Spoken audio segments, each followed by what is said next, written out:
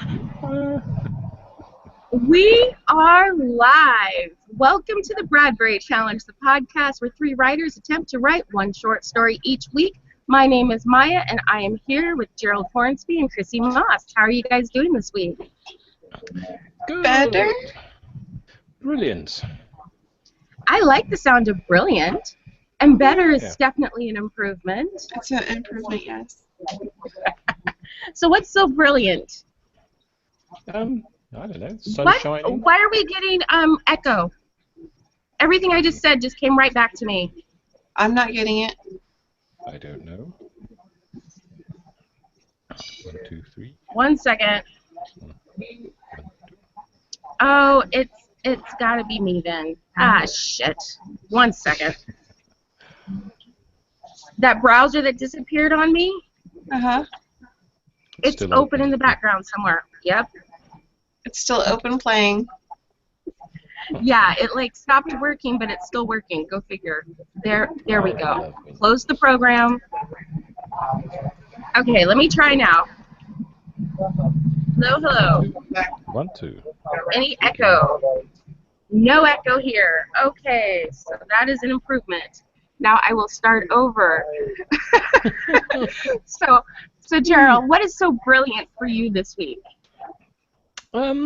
Because I'm feeling better. I don't want to make this all about illnesses and sickness, but I'm feeling much better, and I've been writing today, and the sun's shining, and the sky's blue, and birds are tweeting, and everything's wonderful. Oh, that does sound nice. I need to be over where you're at. And how about you, Chrissy? It was too hot. We don't have air conditioning here. So, I'm just like, California was too hot, and I hated California, but at least it had air conditioning. So There is that. There's the love of air conditioning. It's been up and down here. A lot of people have been tweeting, well, not tweeting, but messaging me to ask me if I'm okay. I am in New Orleans proper, so I haven't been flooded or anything. I've got family in the outskirts, and they're all underwater. But, well, not under, but the streets look interesting. oh, The streets look very interesting. okay. Yeah, it's been a rough go of it. And so you may occasionally, as you listen to the show, hear rain or thunder or lightning, and that is because I'm outside a cafe in downtown New Orleans recording, and the storm has been coming and going most of the day. And so I'm really looking forward to finding out how you guys did for your writing this week. Uh-oh. Gerald first. Maybe I Gerald, should make us go. look good. We all depend on Gerald to make us look good. No, Go on. I mean, I actually wrote something. I just don't think it's a complete story. So it was more like a scene in a conversation between two people, and it was a very interesting scene and conversation. Just, I think it needs something before and after to make it a full story. Yeah, I'm kind of in the same situation. I'm working on a piece about a lady that's coming back to the U.S. to, and Anais is going to love this, coming back to the U.S. because her mother's dying, but she hasn't been in the U.S. for years, and it's the whole culture shock of going away and then coming home. But right now, it's not a story. There's no, it's like experience, it's like slice of life, but, you know, if I were to hand it to Rami, he would be like, this isn't a story, it doesn't belong on the podcast. It's too short. How about you, Gerald? Yeah, I'm if we have time later, I'm gonna. It's about 880 words or something. I'm gonna read it all because it's strange because I was cutting up some fruit. Yeah, we have a program over here. Used to have a program called Chikanori, so where you used to tell stories for kids, and it was used as a jibe. So if you're going to start telling a story, people go, "Oh, Chikanori." But anyway, so I was cutting up fruit for my breakfast, and I was cutting up pears, and they were all good except one was bad. And I said, all but one. And Ooh, that's a good title. so, yeah. So I thought, and of course it wasn't about fruit; it's about something else. So yeah, that was good. And now I have red wine, which is Which is even better. It's amazing where you can get inspiration from. Last Yeah. week I attended the Esoterotica, which is a reading at a local bar, and they read poetry, short stories, and stuff with an erotic theme. And it was usually they have themed nights, but it was an unthemed night, and it was really interesting because afterwards I got to talk to the lady that organized it. It's their 5th-year anniversary. I got to talk to a lot of local writers who are really well known in the local scene, including a lady that has won like major smash poetry awards. And it really invigorated me, you know. I realized that I miss having that writers group, that writers community, and I got a little taste of that last night. And I realized that I want to start interviewing people in the local scene, but also I need to stay here longer. So I'm planning on staying here for 2 more months. Oh. wow. Just so that I can really integrate myself in the local literary scene and get to know people and, you know, get my writing back on track. It was a really interesting experience, and I loved it. I'm actually going to be interviewing her and her partner probably in the next couple weeks. Yeah, Sounds fun. I think there's a lot to be said for having other writers around you and having other writers you can talk to, and you do get invigorated by just being around writers, and you're all the same. Everyone has the same problems, and you talk things over. It's great. I think that was the thing that was most interesting to me, is because, you know, I'm a hermit. When I'm outside, I pass as a non-hermit because I talk to strangers, but I don't like talking to people I actually know. And so, I'll talk to like homeless people, random people on the corner, you know, but like I don't call my family. Go figure. But it was interesting because we started talking about writing in our process and what invigorates us and what our journeys were. And there's so many similarities between different writers that it's really fascinating. It's almost like a communal language. Yeah, I think so. I think there's, you know, it doesn't matter what you write and what stage you're at and how good you write or anything. I think it's just, you know, people with the same sort of, these people with the same issues, finding time, finding inspiration, the self-doubt with your writing and the over-analysis of what you write. You know, all these are common issues with writers, and it's sometimes good to talk to other writers, and then you think, hey, you know, it's not just me having these issues, it's everyone there. So. The other thing that I found really interesting is how New Orleans the place felt. The writing, the topics, the rhythms of the language that the writers were using was very much New Orleans.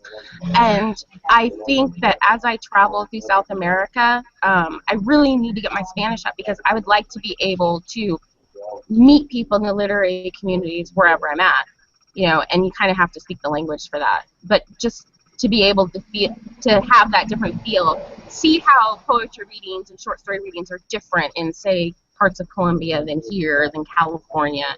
You know, I'm sure there's a lot of stylistic differences and things that I can learn. Wow. Yeah, that would be really interesting.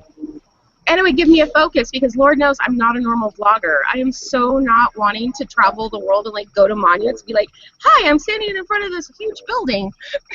Look at the huge building I'm standing in front of. But you could go around and take pictures of things that are less known that people aren't seeing. But that's not what interests me. What interests me is talking to people. Or people.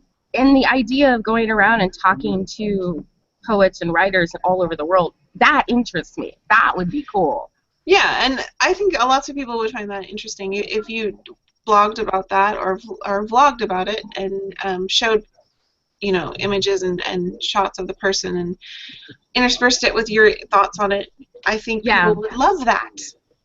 I think you're right, Chrissy. And it's something I've been thinking about because, you know, I have a pretty big YouTube community on my other channel. My writing channel is smaller, but it's got plenty of people. And it's been demanded of me that I must vlog while I'm away. But if I'm not a normal blogger, like, how do I do that? I have to find a way to do it in a way that's interesting to me. And I think focusing it on literary blogging would be really cool. And seeing, like, places where writers lived and, places out of books will be really cool. One of the cities I want to visit is actually the city that, in the book 100 Years of Solitude, that's the city that it's modeled after. I can't wait to go there and see those places. That's going to be cool. That would be awesome.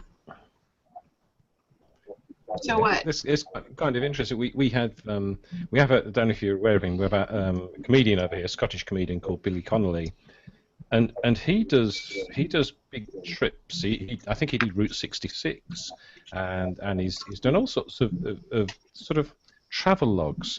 But he meets. He's like you, Maya. He meets people. It's not about here's this building, here's this town, here's this stuff.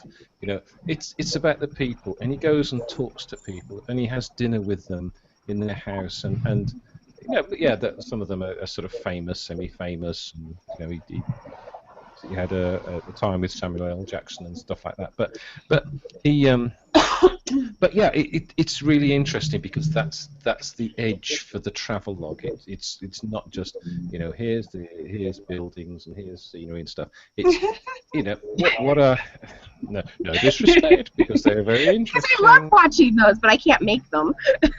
No. One of my favorite travel shows is it's called An Idiot Abroad. That is a great title. It is. Oh, what I need that title. Yeah, it's about these well-traveled people. They send their friend, who is an insular person who has never left the country, out among the people, and they send him to the weirdest little, well, not weird, but the most unusual places that they can find. Like, oh, how cool. Off the beaten track, in really terrible hotels, and nothing like England whatsoever, and it's him experiencing these things that he has absolutely no context for at all. And it's a wonderful show, even though he comes off kind of, well, a little ignorant at first because, he's never done anything. He has nothing to compare this to. But as he's gaining or learning people and seeing things, he's like adapting, I guess. Mm-hmm. Quite interesting to see how he thinks of these things. Is it available online? I think it's on demand. I don't remember. I'll have to look that up because it sounds really interesting. One of the things that I thought that I've been considering and how it's going to affect my writing is I walked into a cafe, and before I even said a word, the lady asked where I was from. Now, I am not dressed like a tourist. I don't look like a tourist. My facial structure, I look like a local. And I asked her, how she knew that I wasn't from here. And she said it was the way I carried myself, that I don't walk like a local, that I have a different walk, I have a different carriage, and then the way I asked for things was very different than the way a local would have asked. I guess I'm a little more polite, or I hate to say it like that, but that was the idea, that was the tone that I got. And it made me think, how I don't think I've ever used how somebody walks or moves in my stories. When the stranger, all my people kind of walk like Californians, I guess, because that's what I think. But when she said that, I went out and I started looking around, and I noticed that you can tell. Germans are obvious. You can spot a German from freaking 3 blocks away. Gerald knows what I'm talking about. German tourists are like beacons. You can just spot them. But I've noticed that I can kind of tell people that are from the U.S. but not from here, people that are from here, just by the way they walk, by the way they touch their friends, by how much personal space they have with other people. I thought it was fascinating. Sounds like it. So, Chrissy, what are you working on right now? So the one I was working on last night, it was called Temptation. And it was a woman who had been tempted by another woman, and she's like trying to hold back because she made a promise to somebody else, and the other woman's like, love isn't that simple. It's not, you know, you love one person your entire life. It doesn't work like that. And you need to kind of grow up, basically. It's funny that you called it temptation because that's the name of that's part of the name of the story that we read this week for Literary Roadhouse. Oh, is Temptation. Yeah, I think that's funny. It must be something in the air. Maybe. Yeah. That's awesome. But yeah,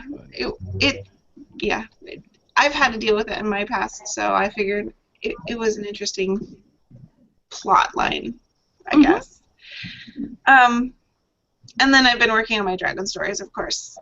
But I finally have gotten back into writing. I found a way that I can write at work in between calls and stuff, so I am writing a lot more, which is a good thing. And how did you do that?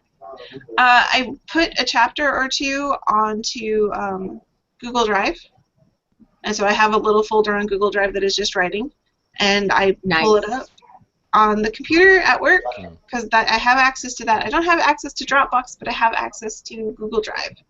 So in between calls, I can click over and write for a couple minutes. Sometimes it's only like a minute that I get. Sometimes it's only I can write down a sentence, but it's better than nothing.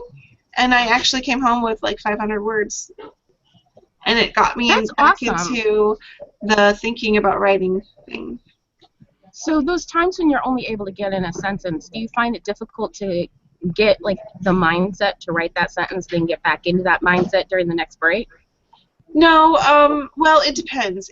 The problem I'm having right now is that the story I was working on, I have it to that point where I need to go back and read it and figure out what I need to add. That's harder to do.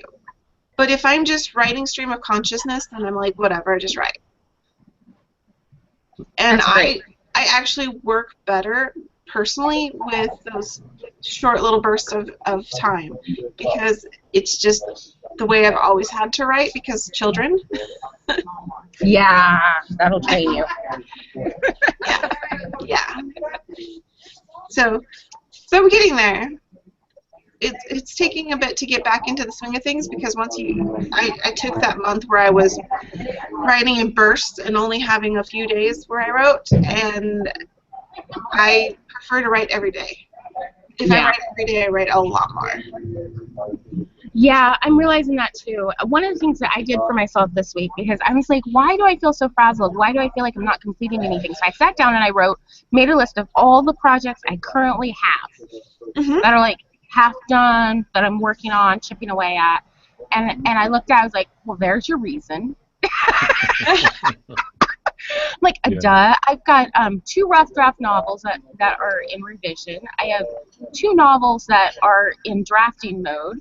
And I have like 4 short stories. And I'm like, well, I'm not that kind of writer. So how did this happen?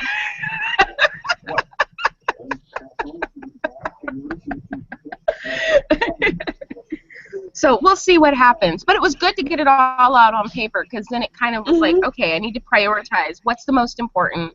What's the second most important? Where do I need to like put most of my energy and to kind of schedule it so that I have 2 hours in the morning, 2 hours in the afternoon. That's my goal right now. 2 hours of editing, 2 hours of writing.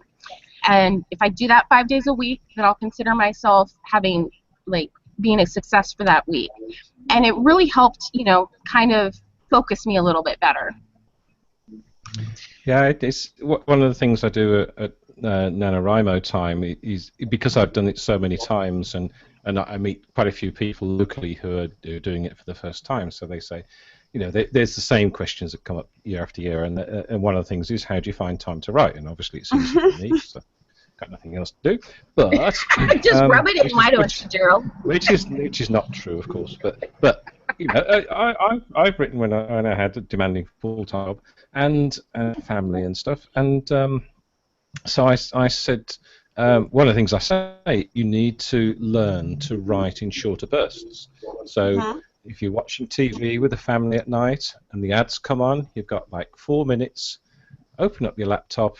You know, you can get couple of hundred words in, and then close the laptop again. The technology around these days is so much easier to enable people to do that. So Yeah. And like Chrissy says, you know, she's got Google Drive and she can type some words into that, and she has access to it. It's Well, I also all have the this little technology. thing. It's called a cell phone, but it's actually a little pocket computer, and so I keep that by my side at all times. And if I am standing in line and I have an idea in my head, I pull it out and I write something. Or if like last night, I went to bed after closing all my computer and everything, and I had another thought, and I'm like, oh, so I'll just put it in my little pocket computer and I'll go. And that's how I ended up where I'm at with 4 novels on my plate. Oh, yeah. Short stories. Is because I keep writing down these ideas. I'm like, ooh, that's an idea. I have a last count, I think it was 15 novels in starting, and then I have about 30 short stories that are partially fleshed out. And so I had that same problem when I came back to writing, because I had all of these ideas, and a lot of them are really good ideas. A lot of them are just like snippets that will never go anywhere. But I had to narrow it down and see which ones were completable. Yeah, which ones are completable, which ones will actually benefit you the most as far as long-term career goals, too, because that's important. One of the novels I'm working on, it's not necessarily, it's not like the rest of my books. It's kind of thrillery. And it does fit. Like, it definitely is my book. Like, it's not somebody else's. You read it, you're like, that's Maya's. But it's definitely a little more on the thrillery side of things. And I'm like, wow, I'm writing a thriller. So everything else I literary write is literary fiction. Everything else I write is literary fiction. This is going to be interesting. Maybe that shouldn't be the highest priority. Maybe I should finish the thriller.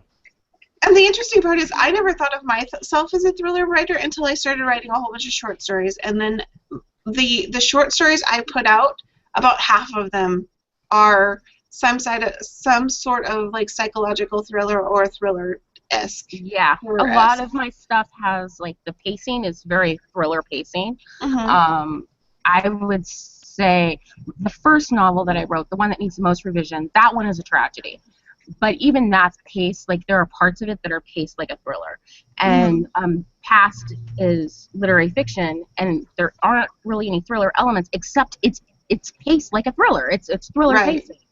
And that was the one where my writing teacher told me I needed to start reading McCarthy and Talented Mr. Ripley and Salt and all these other books to figure out what I was missing, because I didn't see it. She's like, you're writing a literary novel, but its core, its backbone is a thriller. And you need to understand that to understand the parts that aren't working. And then the next one, what I do, this one is like the most pure thriller of anything. I like, it has like a literary theme, but it's a thriller. And I'm like, and it's a thriller nobody's gonna like. Like, it's gonna be the book that people pick up and are mad at me. So that one probably should be on the back burner. I think you should write it. Oh, it's gonna get written. It's been in my head for a couple years, and I finally just started writing it down because it wouldn't leave me alone. It just wouldn't.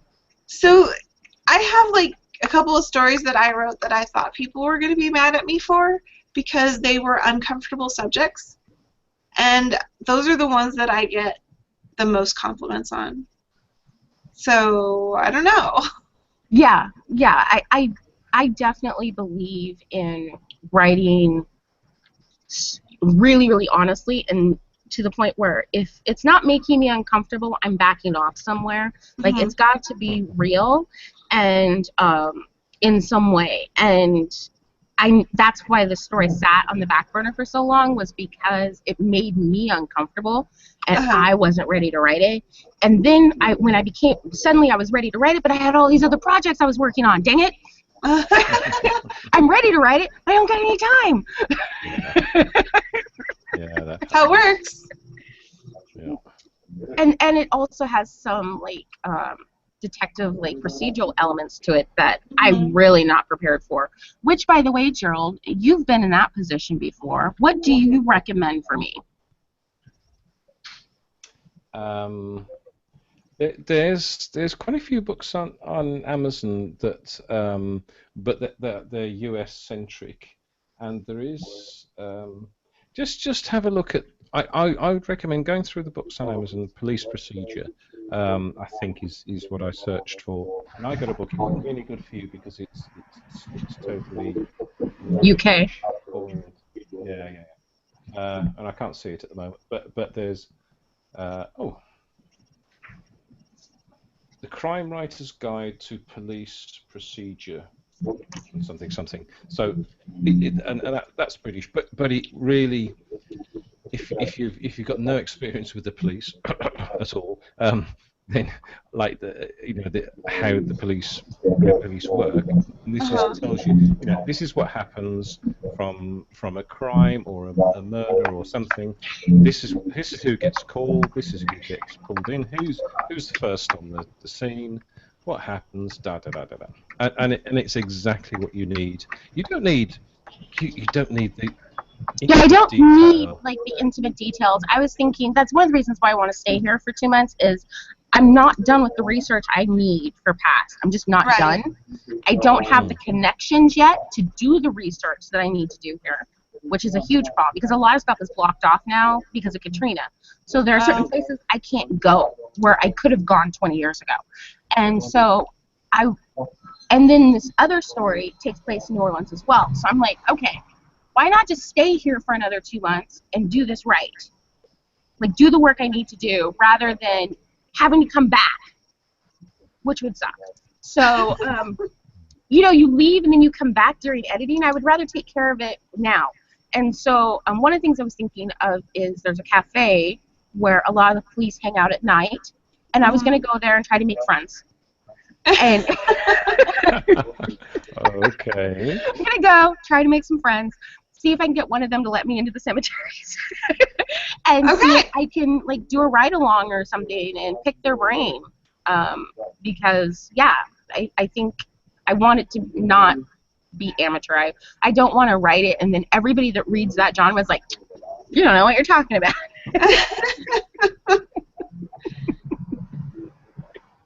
So I looked up the book that Gerald showed, and then there's a whole list of, it's called How Done It books about poisons, forensics, investigation, police procedurals, all that stuff.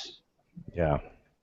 I wonder people that write this kind of stuff on a regular basis, like, and they have to do research, like, they just show up someplace. So how would you decapitate somebody? How would you, how do you do a bomb? And then they're like thinking that you're like a terrorist. I'm not a terrorist. I'm just a writer. That's what all terrorists say. I think that needs to be on a T-shirt. That's what all terrorists say. I'm not a terrorist. I'm just a writer. Oh, gee. I like it when Garrett Robinson, every once in a while, he will post something on his Twitter feed that's like, recent searches. And it's the most ridiculous thing that he's searching. But he's doing it for research on his book. So, yeah. Yeah, what must the FBI think of writers' searches? Because I know we search some crazy, nutty stuff. I was researching nuclear fallout for one of my short stories and how far it goes and stuff, and there's an actual map where it will generate nuclear fallout for you. Yeah, I tried that. It's all interactive and anything. So yes, it is. It's awesome. I loved it. It was so cool. Select your most hated town and drop it and see how many people die. You can like adjust the wind flow and see how and adjust the size of the bomb. And yeah, it was great. I had a great hour with that program. Well, I'm not writing anything in nuclear fallout, so I think I'll keep that off my search stream. I'm still trying to get it back. I still don't want to get like the special TSA fast trip through the line, and I don't want to look suspicious. Yeah. You already look suspicious. You worried about children in danger. Yeah, Children I in write about Jeopardy. children. Oh, I do. Oh, I do. I wonder how David Wright gets through the TSA. I He don't avoids know. it. One of my stories I almost dedicated to him. I was like, this needs to be dedicated to him, but I'm not going to do it. I'm going to dedicate it to my children. I have to be a good mom, but oh, it really should have been dedicated to David Wright. Yeah. I dedicated one of my book stories to them, and it was one of the first ones I published because the encouragement I got from listening to their show. I mean, I don't listen to their show as much as I did used to, but in the beginning, It was I was really like- encouraging, yeah. it was incredibly encouraging. Yeah, there's a few shows like that when I look back at just how much of an influence those shows had on me as a writer, you know, and I think, wow, I wouldn't be where I am if it weren't for shows like Writing Excuses and If You Want to Be a Writer and self-publishing podcasts. Like, I wouldn't have gotten as far as I've gotten. I would still be writing crappy half novels, around thinking about the day that I finally finish one, you know. That half novel, that's the one that you write half of it and then it sits in a drawer forever. Exactly. Yeah. Writing Excuses especially was huge for me. I learned so much going through the back catalog of that podcast. It was like, you know, it was like a writer's class. If you go through it methodically and do the exercises, it's a writer's class. 15 minutes because you don't have that much time and we aren't that smart, something like that. Yeah. I think I have it backwards. Because we aren't that, we don't have that much time, and you don't have time, and we aren't that smart. Yeah, something like that. It's a great I listened tagline. to a lot of them, and some of their newer episodes are good too because they were talking about specific genre stuff. Yeah, they've been talking about elemental genres. Yes. And I'm loving this season talking about elemental genres because we all know, like, like what a genre is, but within a genre there's elemental genres, and within literary fiction there's elemental genres, and this whole season has been gold for me. Yeah, and it's kind of interesting too because like a couple years ago I was listening and they were pretty much on the self-publishing is not that great for you Bandcamp, and now this year it's starting to get to, yeah, it might be a good thing. You need to research it, you need to figure it out, but it could be a good thing for you. Yeah, it really shows you how much everything has changed. Yeah, it does. Within 5 years, the landscape, not only has self-publishing become easier, but traditional publishing has really, really made some huge mistakes over the last 5 years. Yes. To the point where if you write certain types of fiction, you make no sense going traditional unless you just don't want to be a business person. And a lot of people don't, and I think that's legit. But they've made so many mistakes that perfectly good writers are not getting the support they need to actually be successful. They're not making any money. Right. And I still find the people on like forums and stuff who are like, I won't read anything that's self-published because it's terrible. And I'm just like, there are not very many of them, and sometimes they seem to congregate in certain areas. But it's a very snobby attitude. It is a snobby attitude, but very elitist. I will say it's really a common attitude, and it's a common attitude. It depends on where you're at, yeah. Well, it's common because there are so many self-publishers that are irresponsible. Right. All the self-publishers that don't get editors, all the self-publishers that put out shit that try to like mess with the algorithms, aren't actually like writers. They're like outsourcing. All those people make everybody look bad. And when you're a reader, and even if you're a heavy reader, and let's say you write 100 novels. You read 100 novels a year. You know, you can go through 5, 6, 7,000 self-published novels to find 100 good novels, or you can go and find some traditional novels that have been reviewed in various magazines and stuff, and just get your novels. And so it's harder to find good self-published literature, in my opinion. It's harder to find it unless you know a lot of people that read a lot of indie novels, and then you're getting them word of mouth. Right. But for like science fiction and fantasy, there's a lot of stories I've read that are self-published that never would have gotten published Exactly. through a traditional publisher because they didn't fit the criteria. And everybody I have seen who says, I only want to go through a traditional publisher and read their stuff, it's their opinion is that is better quality. But that's not always the case. I don't think they're saying it's better quality because, No, that's what they say. different topics. What I'm saying is, no. Let me finish my sentence. What I'm saying is that people aren't saying it's better quality because the self-published books are all on topics that would never get published. They're saying it's better quality because there are so many bad quality self-published books. There are self-published books that do really well, that are extremely popular that I can't read. When I read them, I like all the errors in the writing technique problems and everything just stand out to me like a neon sign. And I've seen a lot of that traditional too. Yeah, and that's where traditional is messed up because for a long time, that's the one thing that the traditional could hold up. They could say it went through the zillion gatekeepers. We had excellent editors. You're going to pick up a book, it's going to be clean. Well, if I pick up a traditional published book and it's full of typos and it's got developmental problems, I can get that anywhere. Right. You've lost like your one thing that you could hold up and say, we've got this. Right. They've given that up. And they've given it up by firing their editors and by not giving their writers enough money to keep the good writers. Right.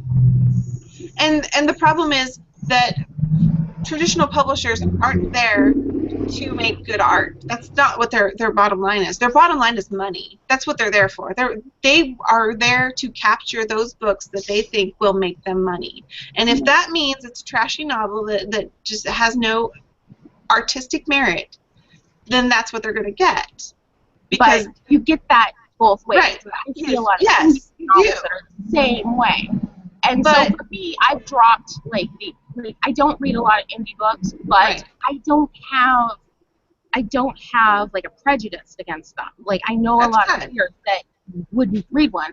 I'll read one if it's got great reviews and if I know the writer is technically proficient. But that's funny. I'll read one. I don't like reading a novel and thinking my time could be better spent elsewhere. And I think because I have a fairly high standard and for the writing, it kind of makes it difficult because there are a lot of books that are fun that have great stories that aren't well written, and I can't read them. They frustrate me. You're laughing. No, I'm laughing because you're completely right because I've put away books that I couldn't read or whatever for whatever reason. But I've done it for both traditional and self-published books. It doesn't matter where it's come from. It's just a book. So. And I think that's where the importance of having a reading community is. I'm starting to rely more and more on Goodreads recommendations and on reviews and on certain people that I see pop up in reviews, and I know what their style is, and I know the kind of novels they like. Like if someone says something's a good book, and then I go back and I look at what else they consider good books, and I see a bunch of books that I thought were crap, I know that their review doesn't mean anything to me. Right, and that's exactly how you should look at it because, like, I probably like a whole bunch of different kinds of books than you like. I love the fluffy, science fiction. I would hate your bookshelf, and you would hate mine. You would really hate mine. We would probably have that cross section, but it wouldn't be wide enough for us to get a large. It would be it would be a Venn diagram with a very, very tiny slice in the middle. I don't think it's as tiny as you think. Because I think the books I read would drive you crazy. Depends. How much metaphor do they stack in every sentence? Not enough. See. Very good. I mean, that was my biggest problem with Fates and Furies is that all of the freaking metaphors. So. The metaphor stacked on top of a metaphor that you forget what they're metaphoring. I know. I mean, if you would have stripped away all the metaphors, that book would have been a quarter of the size, and it probably wouldn't have been that good. Cheryl, are you laughing? Because I'm cracking up, because the problems I had with Fates and Furies were not the metaphor. That was not my problem with that book. My problem with that book was that whole bunch of plays in the middle. and you know, Fates and Furies is amongst the best books I've ever read. And Really? It was really well written. It's you know, I loved it. The first half, which other people didn't, I loved to bits. It was the I loved the best half second of a half book I've so ever read. much. The best half of the book I ever read. Yeah. Yeah, but you're wrong. Are you kidding? That's okay. You're wrong. I can't but we tell can if come he's together serious as a or not. No, we're serious. We're serious. You know, it definitely. We are serious. Yeah. You didn't read that? You didn't listen to that episode, I Chrissy? didn't. It was I funny need because to.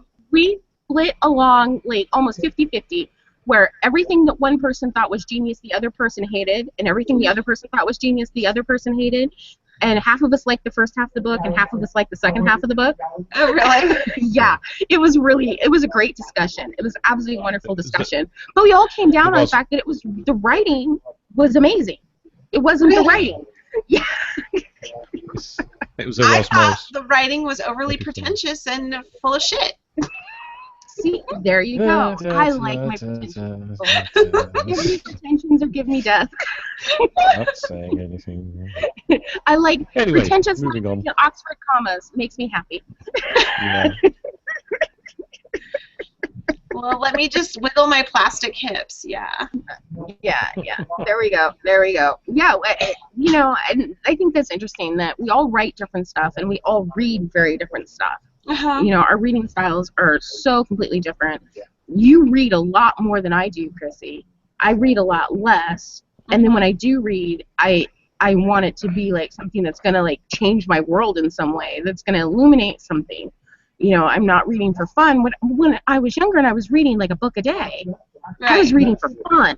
Like, I just wanted to have fun. And now when I read those books, they frustrate me, and I want to leave the book with something. Like the last book we read, God Help the Child by Toni Morrison. You know, that book, like, when I came out of it, I wasn't sure if I liked it. And then after we discussed it, I realized I liked it a great deal because it illuminated something for me. You know, and I realized that's where my reading leans towards. I want to read something that's really meaningful, that makes me think, that teaches me something, and that's what I want to write. I want to write stuff that gets someone thinking.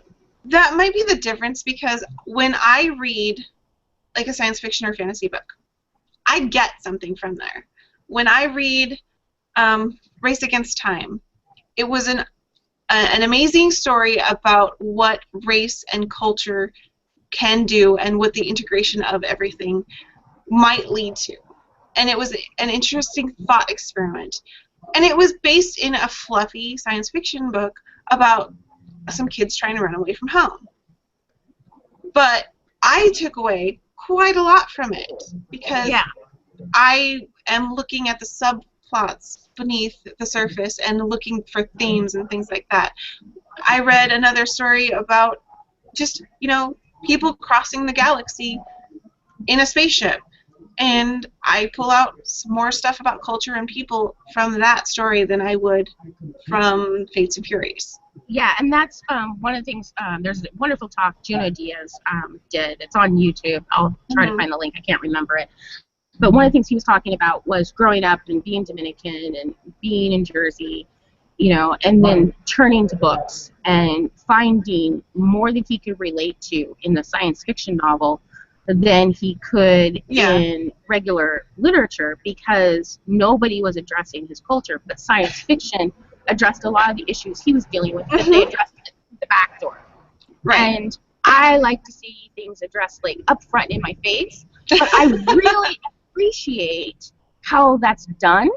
You know, when I was a teenager, I would say a large portion of how I think and how open-minded I am and how I eventually ended up being Buddhist, I think a lot of that has to do with the fact that I was reading a lot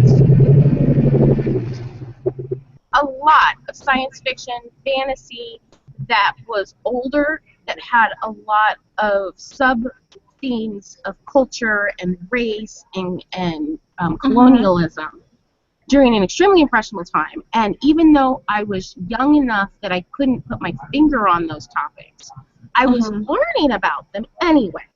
Right. Yeah. Well, and I find it interesting, too, that science fiction, a lot of that, from when I was reading it anyway, women and men were equal. The ones I was reading, I don't know about what everybody else was reading, but the ones I was reading, men and There's an women. entire kink community based on a series of novels that is exactly the opposite. Oh yeah, but well, and I see all this stuff about science fiction is sexist, fantasy is sexist. Well, you're reading the wrong books. Go expand your horizons. There are so many books that have strong female characters leading the war against whatever the troll army is or whatever. And if you aren't expanding your horizons, you're not seeing those things that are out And there. that's where the beauty of a lot of indie books come from. There are a Right. lot of amazing writers who are really pushing the edge to the point where traditional publishing is like, we're not trying to market this. Boys aren't going to like this. This isn't your demographic. And those books are there. The problem is finding them. I think that our issue really is a discovery issue. And once there's a way to be able to weed through the gazillion freaking indie books being published every day, we're going to realize that some of the best books are being indie published. One of the conversations I had with the lady that started Esoterotica is the fact that they're publishing an anthology now. And they've become a small press, and she was pointing out a friend of hers who is a small press, and he does chat books for poets. And one of the things that a lot of indie writers don't realize, they talk about how new everything is. Well, no, none of this is new. Some of our biggest writers in the history of literature were self-published, right down to Virginia Woolf and E.E. Cummings, and like all of them were self-published at some point. And one of the things that was always a huge part of the community and never left was in poetry, chat books are self-published books, but they're not just like a normal book. They're beautiful. Like the book itself is a piece of artwork. Right. And that's a very old self-publishing tradition within poetry. Very, very old. And, and here they are, they're doing anthologies, and there's like this historical precedence for amazing literature coming out of self-published writers. And so I would never say, like, things have changed and things are easier, but I think a lot of, especially literary writers, that are like, oh yeah, you can't self-publish if you do literary fiction, you're self-publishing because you know good, pretension, nose in the air, give me more wine. Those types of people are forgetting that a lot of their idols were self-published. Right. Exactly. Very true. Well, and even those stories that did eventually get traditionally published, a lot of them were rejected over and over and over again before they finally found somebody willing to take a chance on them. And then they hit the bestseller books shelf. So traditional publishers aren't, all seeing. They don't know. No, they've only been around for about 100 years. Yeah. Before that, everybody pretty much had to self-publish. And that's where you get down to the whole, women writers back in the day, and the whole idea that you need a room of your own and 500 pounds. Well, that comes from the idea that, you had to, have enough time and space and be high enough on your Maslow's theory of needs in order to write in the first place. And then you had to have money in order to publish your work, because publishers weren't there. And in order to get that, a lot of writers had patrons, which I think is really interesting. That's coming back. A lot of writers had patrons that would cover their first or second run of their books. And then once the books did well, then they would get a publisher. That's exactly what's happening now, and that was happening in the 17 and 1800s. Right. And so, and part of the reason that copyright and publishers in general were created was censorship. Because Queen Mary didn't want people publishing stuff against her. So it's still... And then all the smut. Well, and then all the smut. Yeah. I mean, smut's always been around, and it's always going to be around. It's the first thing we do. Every time we invent something, we're like, how can we use this for smut?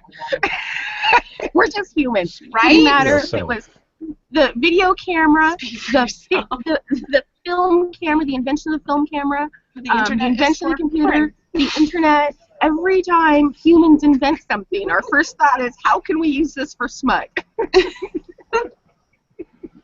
Right? And yeah, and so censorship, the church getting in the way, and so now we have all of that removed, and people are doing what they want, and it's awesome. Gerald, you don't believe me? Take a look at like some of the old photos and stories from Victorian England, and then tell me that we don't do that. There was stuff being published that we would never publish nowadays. Oh yeah, That's true. unless you're self-published. You've heard, of course. Not that you No would know. experience. No. Good God, no. I mean, there's a lot of Greek and Roman pottery out there that is just Smut. smut. Yeah, very interesting smut. Chinese rolls, Chinese art rolls. I mean, Karma Sutra. It's like one of the most popular books in the world. Poetry. A lot of poetry is smut. Just smut. Song of Solomon's a smut. There are whole portions of the Bible that are smut. Yes. There's an entire book in the Bible that is smut. Very bad. And hate mail can go to mail@literaryroadhouse.com. Which won't get picked up. Should this be called the smut episode? No. No.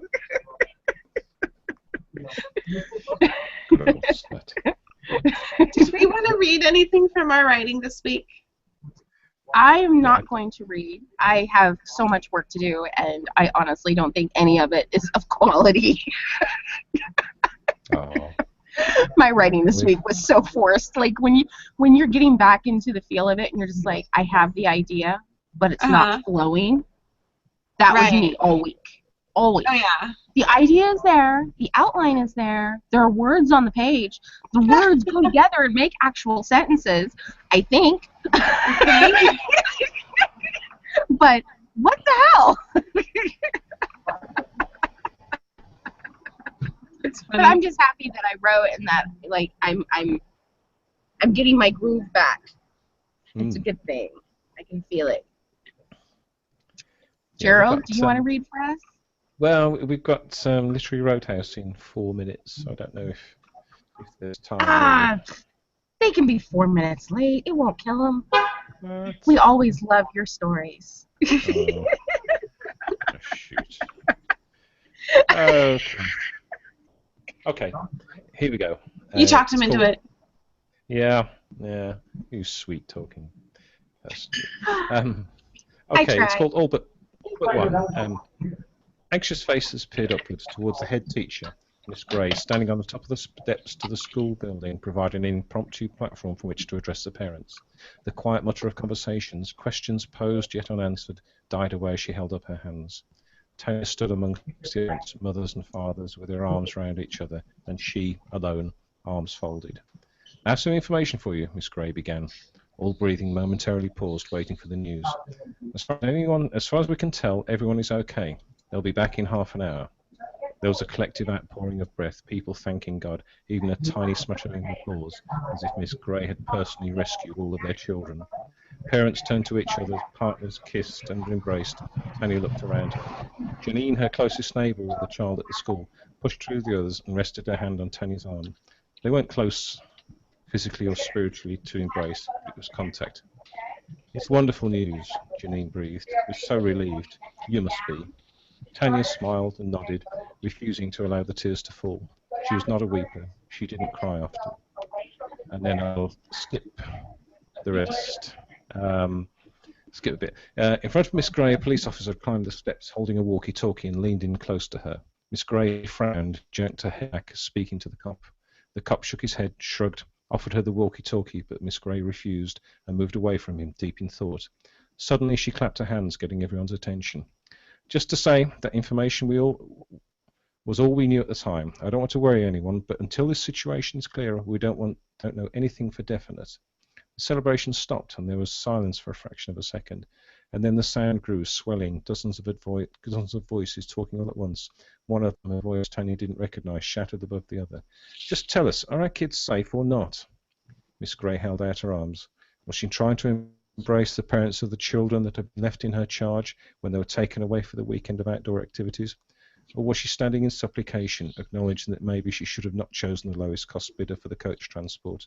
The company, run by her cousin, that had also already received a warning from the local authority for falsifying maintenance records, resulted in a small fine and a promise to ensure probity in the future. The coach that was already late when it collected the children due to a non-existent traffic jam outside the town. Days, weeks, months later, after hearings and court appearances and inquiries and promises to learn lessons, those maintenance records would be scrutinised again. The cousin would be in jail, and Miss Grey would be no longer head of the school, banished for her involvement. But tonight, she was the news conduit, the one talking to the cops, the one on the top step of the entrance to the school in charge. As far as we know, there was a pause, a glance toward the cop. Tanya saw it, not many others did. They're okay, but you have to understand in the mountains the phone signals are a little unreliable. We'll know in a few minutes, I promise. The positive energy in the group had dissipated to be replaced by quiet anxiety. What did this mean? Were they all safe or were they not? Miss Grey turned to one of her teachers, standing expressionless by her side, and spoke to her. Tanya couldn't hear above the noises in the playground, the place normally filled with excited shouts of children playing, normally filled with sounds of laughter. She couldn't hear what was being said, but she saw the lips move. But she watched the head teacher's mouth, watching the words boomed. All safe but one. There were more words, and then Tanya saw the teacher look. It was as if a laser had been fired from the top of the steps, from those in charge, those with the knowledge, through the assembled group of parents and friends and families, to her. The teacher's eyes locked onto Tanya's, then quickly looked away again, but Tanya knew. She knew in that moment more definitely than she'd known anything in her life. Her stomach fell away, her throat constricted. All but one. That's it.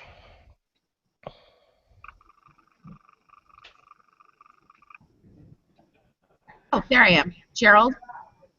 Yep. I love how you write groups, like groups of people, large groups of people, crowds. That is something that I can't do. Like when I try to write a crowd, it comes out so stilted. It doesn't sound natural at all. I'm either focusing too much on individuals or too much as a group. And there was a particular line in there where you were discussing, like, you know, she said something and then there was the murmur through the crowd and a few people saying, oh, thank God. And that portion, like, I could visualize the crowd. And I can't do that. I really, really appreciate how you did that. Thank you. That's kind. Chrissy, did you want to read something for us? I could read this little part. Just look at you now, Gretchen said. The smile returned as she leaned in. She traced a soft finger over Kaylee's cheek and down her jaw. You want me. I can feel it. There's a spark between us that neither of us can deny.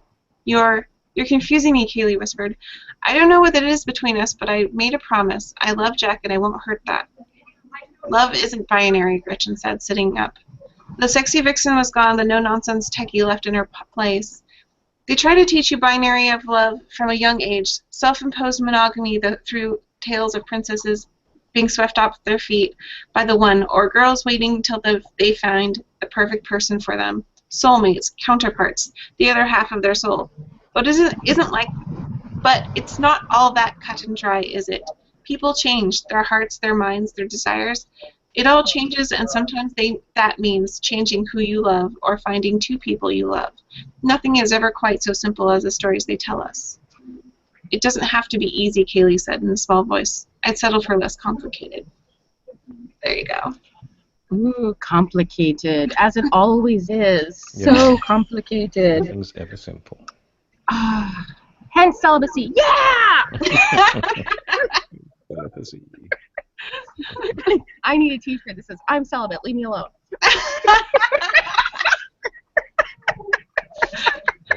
I'm funny. sorry, but I'm not interested. Let me just tell you, I can attract a lot of attention around here.